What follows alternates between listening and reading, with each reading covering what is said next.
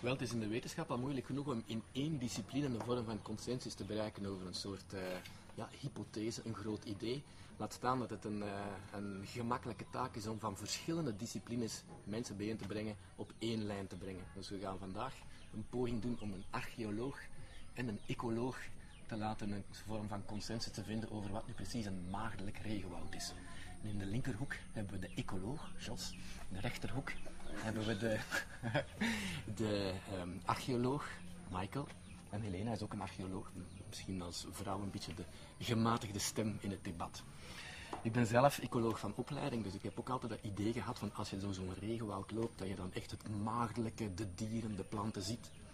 En misschien is Jos, I think you're sort of, as an ecologist, favoring the concept of the virgin forest and studying how a forest gets affected by humans. Is that the right way to see it? That's in the present day, yeah.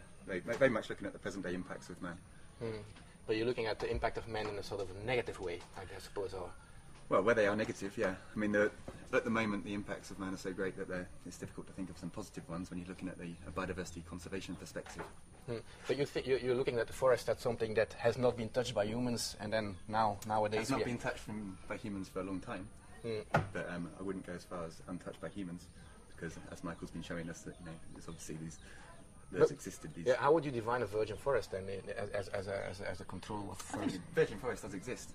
I think the Amazon was a matrix of different kind of levels of impact, from where the Indians had their villages, clear felling, to Indian cultural forests, to virgin forests where they rarely went or didn't even hunt. So I think virgin forest definitely exists. And if you look at the distribution of trees nowadays, you see very little impact of kind of the trees that Indians would have grown to eat, fruit trees, etc. You would expect many more of them along the river edges, and you don't see that kind of pattern, or at least in my experience. But you mean that maybe in your area there was less population density in the past? Possible, or? Yeah, or they use the forest in different ways. Or have less impact on the forest now that we can see 500 years on. But you, Michael, you're not really thinking that there is anything much left of a virgin forest, or? Well, no, I think actually we agree on that point, that there are areas of dense past population, pockets of complex societies, densely populated and complexly organized human societies, but that there's a large part of the Amazon that probably was not occupied by such dense populations. And in fact, there's a bit of a sampling issue, in the sense that archaeologists tend to go to those areas where you find the most archaeological deposits, and therefore the most anthropogenically altered landscapes, whereas oftentimes ecologists are looking for very deep parts of the forest where you might not find much archaeological evidence at all, and in those areas many times we don't even know what types of prehistoric materials there are. So in some cases there may be more than we expect. In other cases, as Josh said, there may be very little, and in fact the human impact on those parts of the Amazon was quite low. But what I think we agree on, that we fundamentally agree on, is the variability ecologically and in terms of human occupation, both in the past and the present, is so tremendous that one single model, is it virgin forest or is it anthropogenic forest, simply doesn't work. It's a mosaic, it's a patchwork of different degrees of human influence in different areas that were fundamentally natural. One of his ideas is also that there is actually larger biodiversity in the forest that has been touched by humans than the virgin forest. Would you sort of agree on that? Or? Well, when you look at biodiversity like that, it depends how you quantify it. If you're looking at species numbers, and it depends on the scale you're looking at as well. So, I mean, in ecology, everyone knows about the intermediate disturbance hypothesis. If you disturb something that's intact a little bit, you get more species, because you don't lose any of the species which are in the primary forest, but you get the species that didn't live in the primary forest, the kind of secondary species, or species of maybe savannas moving in.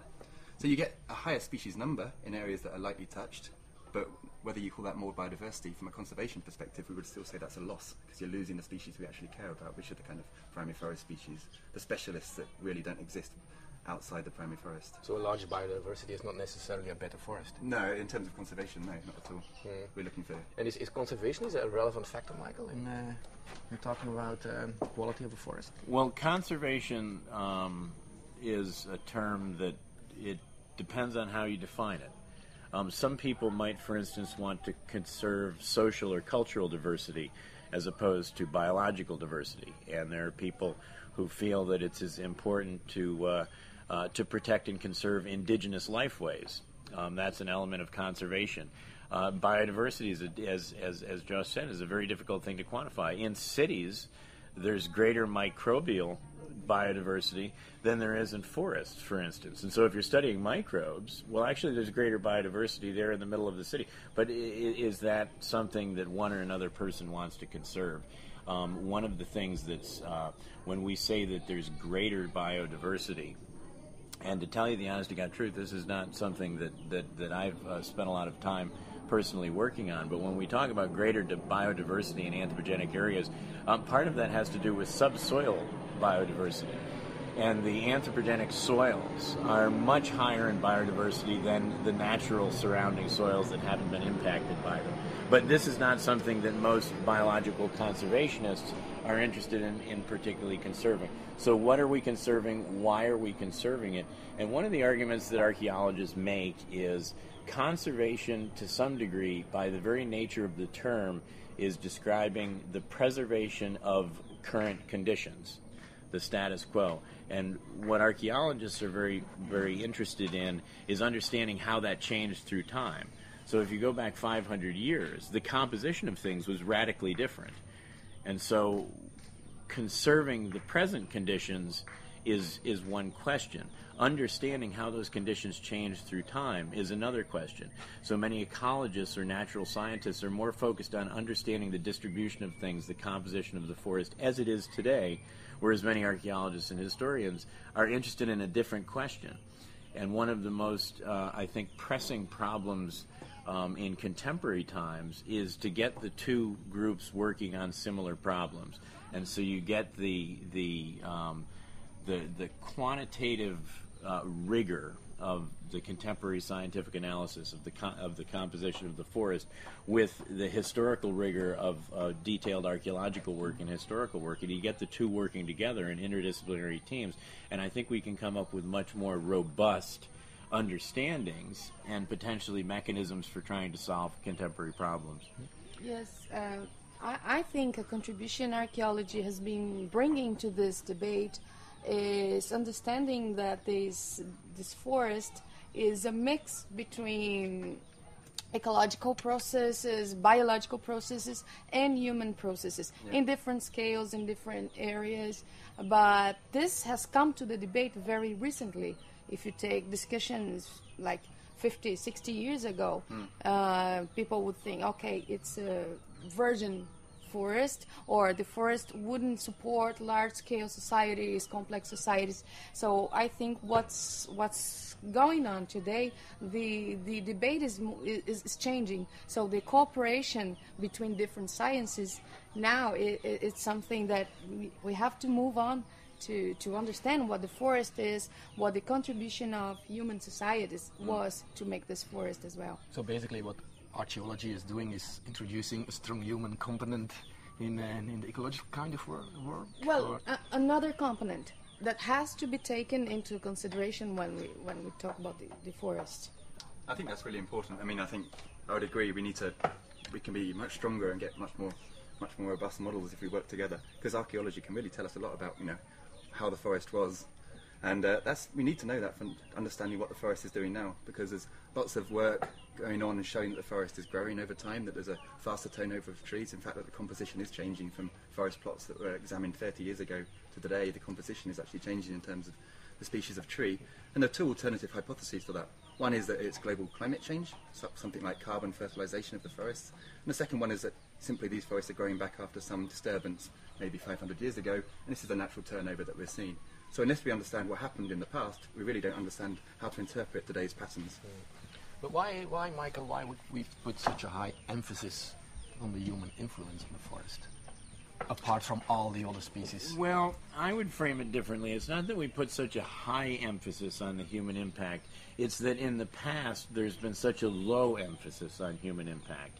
And so archaeologists insert themselves in the areas that we study, which once again, archaeologists have tended to look for those areas where you find the densest population, you find the greatest degree of impact, this level of intermediate disturbance that Josh was mentioning, that is typical of some areas and not typical of a lot of other areas. Archaeologists tend to look for the areas where there was greatest human impact, but we're playing catch up in the sense for so long there was a basic assumption, a bias, that the forest was simply natural and that there was very small human populations and their impact on the forest was essentially negligible.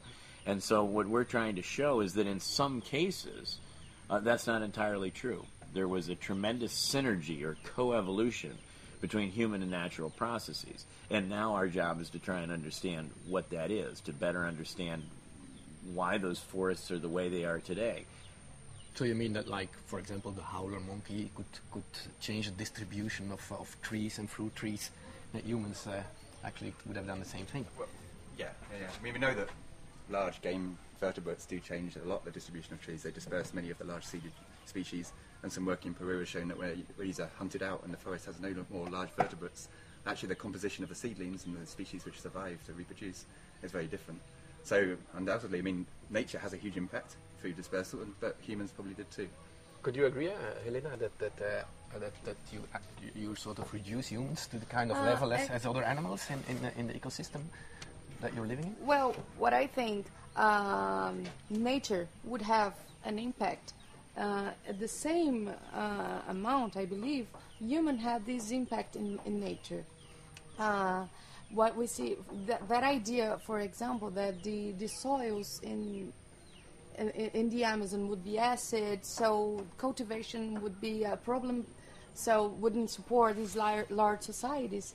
What we see today, the humans changed the physical, the chemical characteristic of these soils, making it fertile. So I think this is an important point. We see humans changing, sometimes intentionally, the landscape to make it possible to support large societies. The Amazonian dark earths are the best example of this. In this area, the central Amazon, we have large spots of dark earths, showing that the increase of carbon and other substances to the subsoil, to the soil, make it fertile. Today, people look for these soils to plant. In the past, even more. So I believe there is, of course, influence of the nature to human development, as well as the human development would have changed the forest. Is it useful for your workshops, this kind of mirror back time machine in the past, 500 years ago? Sure, I mean, it's really useful for understanding the present patterns in forest composition that we see today. But is it useful in understanding what will happen in your work of burning and slash and it's yes and no. I mean, I think it's really useful for certain areas. I mean, I think the Amazon is it's larger than Europe. I mean, there's a lot of uncertainty that exists about what the kind of impacts are. And, so it's useful for understanding that kind of level of uncertainty, trying to reduce that uncertainty. But in terms of the scale of impacts, and I think Michael would agree that the scale of impacts we've seen today outside of indigenous areas, in terms of the agricultural expansion, the spread of cattle ranching, soybean, the potential spread of oil palm, in terms of that, I think we'd all agree that this is kind of has a minimal impact. It doesn't really matter what the forest was like 500 years before. We're more concerned about preserving forest cover, and globally about maintaining carbon and reducing the amount of carbon. And as far as the sort of restoration idea is concerned, or the replanning, replanting, or the reorganizing the destruction in a way that it's sort of more sustainable. Is there any ideas that you? I think it might have some relevance for the indigenous populations, but I mean, I can't imagine trying to organise cattle ranches to think about small-scale heterogeneous farming or agroforestry. Is that what you would agree on, Michael? Is it that your ideas would be restricted to it's what I were basically? It's not my area of specialization. As we mentioned, in indigenous areas, which many of them are relatively intact standing forest, there are going to be changes in the future there, and perhaps the valorization of traditional indigenous practices in these areas, rather than importing external technologies will help preserve those areas. I think in some areas that the indigenous technologies may offer clues or may offer alternatives for ecological restoration. We're not talking about, I kind of think of it in terms of like, the current efforts to change energy from fossil fuel to something else. And we know that we're not going to stop gas-powered cars in their tracks. It's not as if tomorrow we can say, okay, well, we're not going to use fossil fuels anymore. Everything is going to be solar, wind, wave-generated energy. However, we can see that those can make an impact, that they can provide alternative solutions to contribute to this. And so we're not completely dependent on one area. And so around the edges of Amazonian development, as it were, there are ways that I think some of these ancient indigenous strategies can inform ecological restoration or alternative ways to develop or semi-intensively use the landscape, which would operate alongside cattle ranching or soy farming or a variety of other things, which is not going to stop. These are important elements of development. They're essential for the economic security of Brazil and other Amazonian countries. And so it's not as if you can just replace them with 500-year-old strategies. But I do think in some areas they may be useful for potentially ecological restoration, and I think particularly in the indigenous areas themselves, to keep these areas as intact as possible. As indigenous populations grow, which like any other human population they will, these may be particularly useful strategies for increasing development in those areas. Do you think that the indigenous people themselves would actually want to stay back in the past as they might perceive it in... No, actually, I think, just like Mike just said, population tend to grow and tend to and the situation they have today is the contact with national society. So this will not stop. I think the point is understanding the processes that happen and they are today would help them to lead with the situation they have. So these 500 years since the colonization, understanding what happened, and more than that, understanding how the landscape came to be, how sustainable it could be when we could think of great large societies, would help them help us to maintain these increasement of population that might happen if these areas are preserved. But that would imply that they are not sort of supposed to grow larger in density than they were 500 years ago. Because I think the situation today is different. Like, we have a different historical moment. So the history won't be reproduced. I think it's not the But in idea. that case, archaeology comes back to what it was, is sort of describing the past.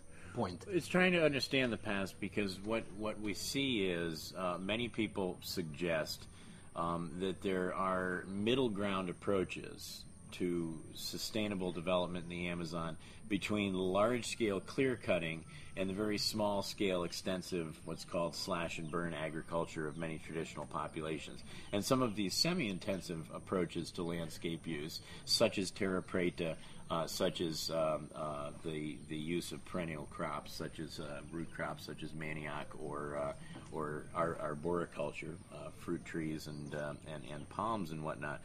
These can provide alternative resources that can be intensified to some degree, particularly in indigenous areas where the indigenous populations use these very things for their own subsistence. And so if they don't have to import rice or something else from outside to feed themselves, then that's a tremendous contribution for their own internal development. If they can support larger populations by using the products that they're accustomed to using, well, it may make a minor contribution, just the way that wind power may make a minor contribution in reducing the overall dependency on fossil fuels. I don't imagine that there's going to be a little windmill on top of every vehicle within the next 10 years, but I do think that it can have a minor impact. And it's the same way I feel about some of these ancient technologies, that they may offer important clues. But we don't know. That remains to be seen. And so I think the point that most archaeologists agree on is that it's important to understand these systems, not only for what they are. We need to understand Amazonian human history as an important chapter in human history. It's virtually unknown. Yes, we deserve, and indigenous people deserve, to understand this Brazilian patrimony like any other place on the planet. Archaeology is important for our understanding of what it is to be human, how we've transformed the landscape, how we've come to be who we are. I do think that there is the possibility that this can have relevance for contemporary issues of sustainable development. But it's not going to be the solution to saving the Amazon. As Jos said, that's an extremely complicated and large-scale problem. Yeah, plus the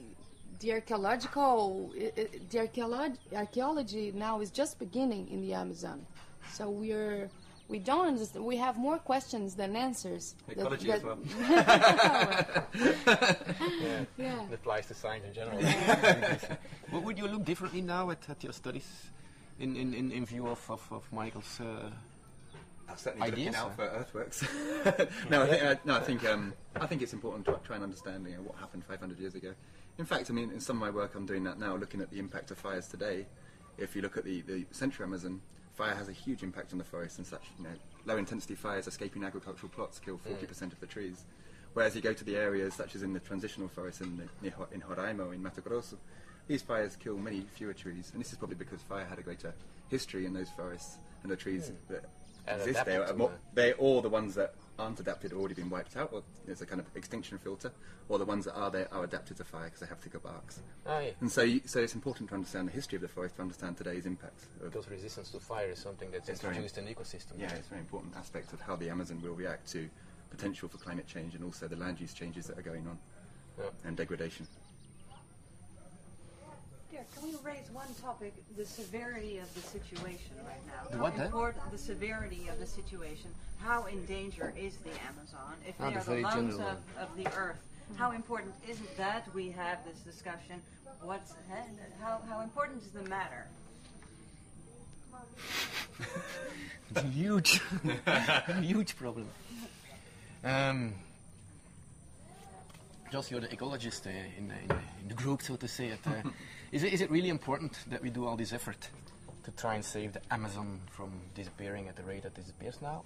I mean, the Amazon's of huge global importance, but also of huge national importance for the 9 countries that have a part of it, and also local importance for the people that live in it. So, yeah, I mean, we need to find a way that man and the Amazon can coexist, definitely. Yeah, but you're a European. I mean, we had this forest, this kind of forested areas 500 years ago, and we're still there, and we're prospering, and so yeah, perhaps we're exaggerating the value of the Amazonian forest. I mean, 25% of all anthropogenic carbon emissions are from deforestation or degradation of forests. I don't think you can exaggerate that. But that's that's again then sort of you're transporting the problem to what's happening here. Well, we need independent of what has been happening. We need to think globally now. We can't think independently. I know huge efforts to do that, such as payments for ecosystem services. We need to be socially just. We can't just demand that Brazil stops cutting down the forest and sits there doing nothing with it. So, I mean, we need to think seriously about what we're going to pay Brazil in terms, if they are going to preserve the forest. And people are doing that, such as mechanisms such as RED, which is reduced emissions from deforestation and degradation, and direct payments for ecosystem services. Both of these are coming into play.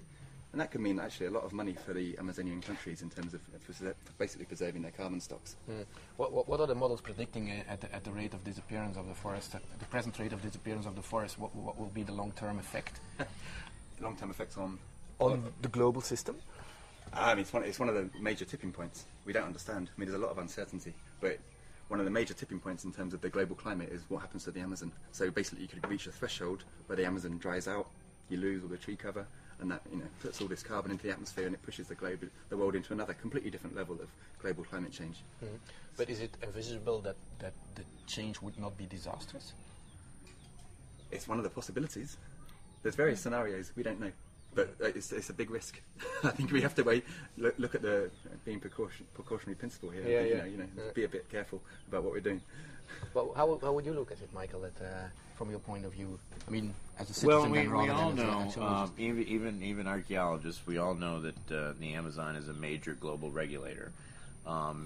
Despite the fact that the forests were transformed in Eurasia and in North America and in other parts of the world, today there are a few major standing forests, principally the Congo and the Amazon, that are huge global regulators, and they could throw the global climate into an entirely different regime.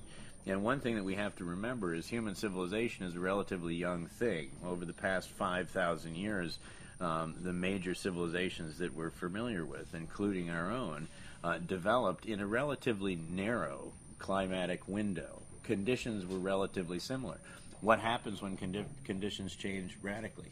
We don't know. So yes, there's disaster scenarios and there's less disastrous scenarios, but it's important to try and do the best possible to avoid precipitating what potentially could be disastrous. We do know the world's changing radically, and the Amazon's an important part of it.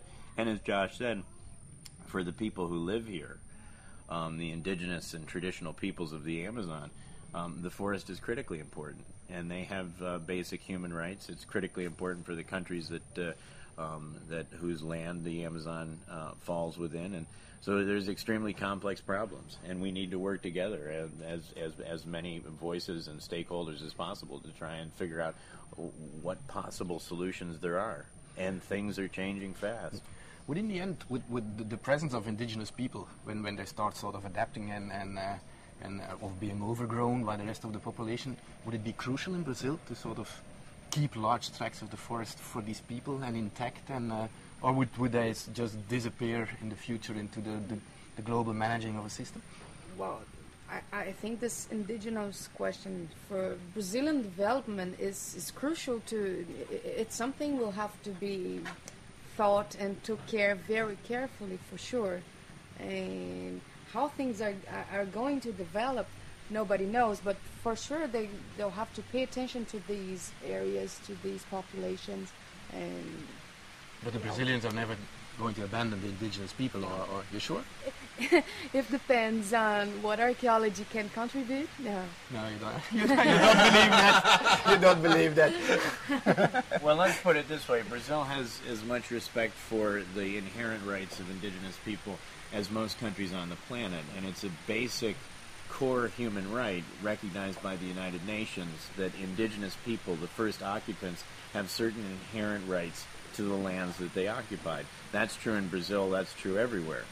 So it's not just the decision of someone in a city outside of the Amazon, outside of the Latin America, outside of the entire region, to make a decision that affects the lives of the original occupants of a piece of land.